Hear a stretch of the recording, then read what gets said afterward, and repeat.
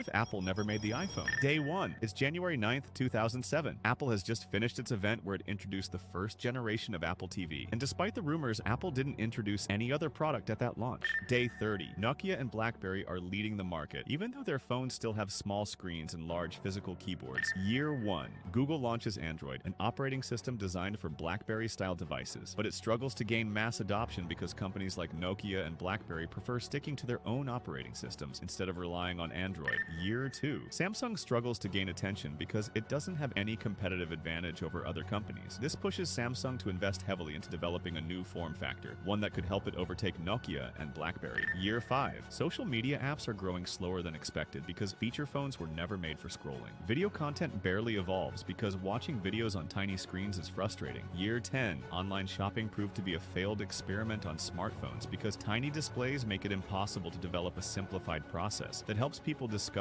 and buy new products. Year 15. Samsung figures out how they can make touchscreen phones, and Google seized the opportunity to rebuild Android to be optimized for touchscreens. Year 20. Samsung is manufacturing the majority of touchscreen phones in South Korea to limit the spread of knowledge about how smartphones are made. In other words, Chinese phone brands never emerge.